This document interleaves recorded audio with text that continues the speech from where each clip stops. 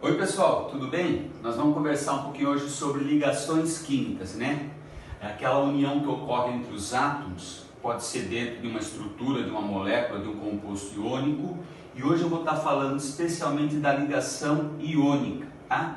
Aquela união que ocorre entre um metal e um ametal geralmente. Lembrando que o metal ele tem uma grande tendência a perder elétrons. E o ametal é o contrário, uma grande tendência a receber elétrons. Uma alta eletronegatividade e uma baixa eletronegatividade, né? Lembrando que a eletronegatividade é aquela tendência que o átomo tem em atrair elétrons. Bom, outra coisa que nós precisamos falar é da regra do octeto. A regra do octeto, ela foi criada estudando os gases nobres. Por que os gases nobres não se uniam a outros átomos? E aí o pessoal foi descobrir que eles já estavam estáveis, apresentavam 8 elétrons na última camada. Exceção do hélio, que só tem uma única camada, que naquela única camada entram 2 elétrons, né? Então isso aqui que norteou mais ou menos o estudo de ligações, tá? Não explica realmente por que os átomos se unem, mas ajuda muito. Quando a gente está falando da ligação iônica, retomando aí, a marca principal da ligação iônica é a transferência definitiva de elétrons. Ou seja, quando o metal se aproxima de um ametal, ocorre essa transferência. E o metal, ao perder elétrons, ele se transforma num íon positivo, num cátion. E o ametal, ao ganhar o elétron do metal, ele se transforma num íon negativo, num ânion. Essa força de atração eletrostática, por causa da diferença de cargas, é a nossa ligação iônica, né? Então veja o seguinte, o composto iônico é uma união de íons, de um íon positivo com um íon negativo.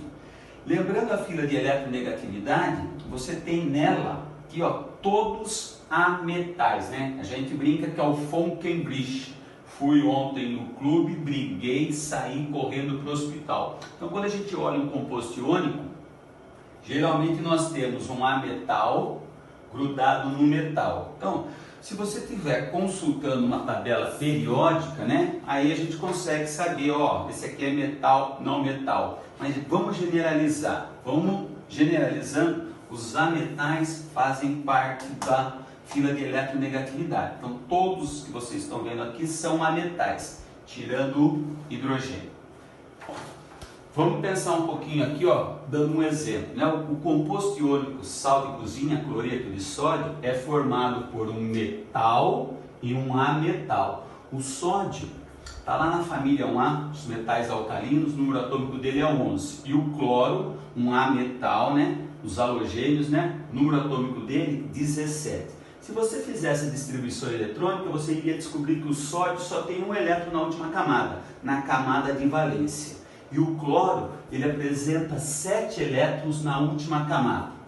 O que acontece? Quando o metal sódio se aproximar do ametal cloro, vai ocorrer uma transferência definitiva de elétrons.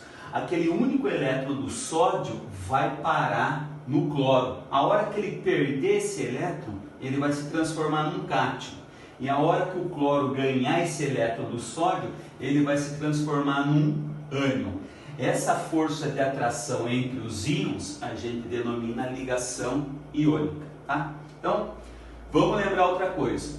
Geralmente os metais, eles têm 1, 2 ou 3 elétrons na última camada, na camada de valência. E como eles têm uma tendência a perder elétrons, quem tiver um elétron, a tendência dele é perder 1, 2 elétrons, 3 elétrons, ficando com essas cargas.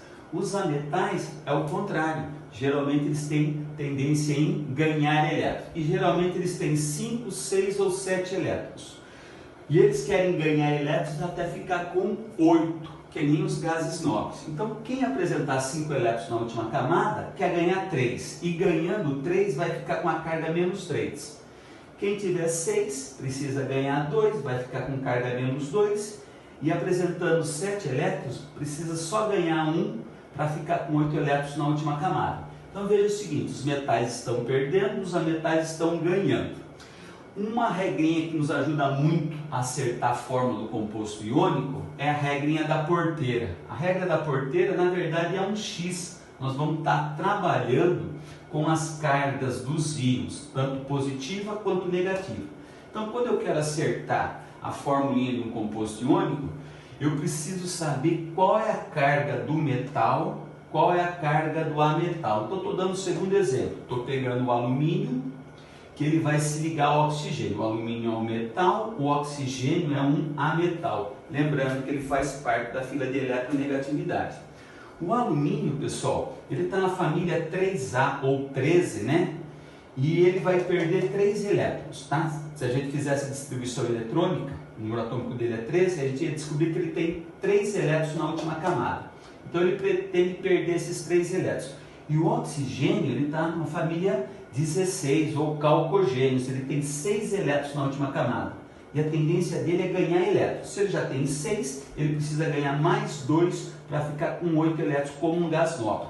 Então imagine que o alumínio vai perder 3 elétrons, vai ficar com a carga 3+. O oxigênio já tem 6 elétrons, precisa ganhar 2 para ficar com 8. Então vai ficar com a carga 2-.